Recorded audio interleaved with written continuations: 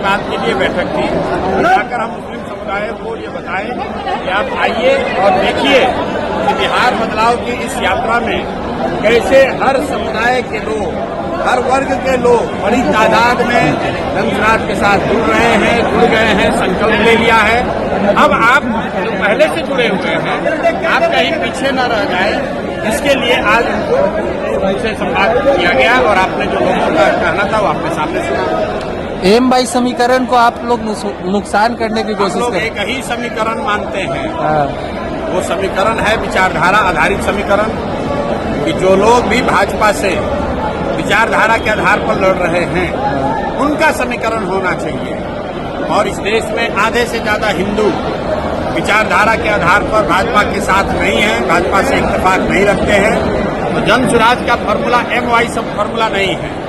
जनसुराज का फॉर्मूला ये है कि जो भी हिंदू, जो आधे से ज्यादा है, जो विचारधारा के आधार पर गांधी, बाबा साहब अम्बेडकर, लोहिया, जयप्रकाश विचारधारा के मानने वाले हिंदू जो भाजपा से लड़ रहे हैं, वो मुसलमानों के साथ मिलकर सामाजिक राजनीतिक गठजोड़ बनाएं।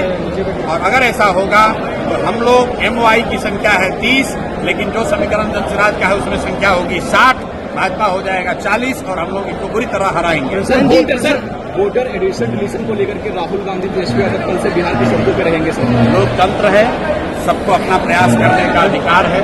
हम 3 बरस से पैदल चल रहे हैं, वैसे उनको भी अधिकार है, वो भी अपना जाकर प्रयास कर सकते हैं। इसमें दिक्कत क्या है? किसान जी, विधानसभा चुनाव में मुस्लिम समाज और मुस्लिम समाज को कितनी हिस्सेदारी मिलेगी जनसुराज की तरफ से? मुस्लिम समाज के लिए अलग से कुछ कहने की बात ही नहीं है। जनसुराज के संविधान में लिखा हुआ है कि जिसकी जितनी संख्या है उसको उतनी भागीदारी मिलेगी।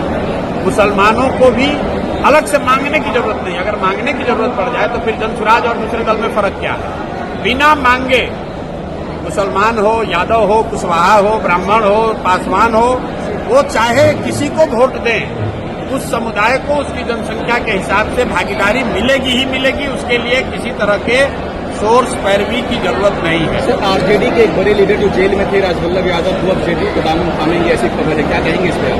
यही कहेंगे जो भाजपा का वॉशिंग मशीन की बात होती है। राजवल्लभ यादव पर रेप का, नाबालिग लड़की के साथ रेप का इल्जाम है, वो जेल में है, उनको सरकार की बिना मदद के बाहर तो निकाला नहीं जा सकता है। लेकिन वहाँ नवादा में जो जदयू के नेता थे कौशल यादव, वो छोड़कर चले गए राजद में, और राजद वाला अब छोड़कर आ रहा है जदयू में। तो यही बात तो हम बिहार के लोगों को बता रहे हैं, भैया वोट किसी को दो। यही 1250 परिवार का आदमी यहाँ पर विधायक सांसद बनता है। और इस बार बिहार के युवा ने, बिहार के लोगों ने तय कर लिया है कि इन 1200 लोगों से हम लोग का निपटारा करेंगे। वो किसी सिंबल, किसी दल से आए। इस बार जनता बदलाव चाहती है, अपने बच्चों के लिए शिक्षा और रोजगार चाहती है। मैंने यहाँ मुसलमानों को क्या कहा कि आप अपनी हक की बात मत करो। गांधीवाद ये है कि जब मुसलमानों की सुरक्षा की चिंता हिंदू करे और हिंदुओं की भलाई की चिंता मुसलमान करे, ये गांधी सिखाते हैं। मुसलमानों को अगर अपनी सुरक्षा के लिए बात करनी पड़े तो फिर राजद और जनसुराज में फर्क क्या है?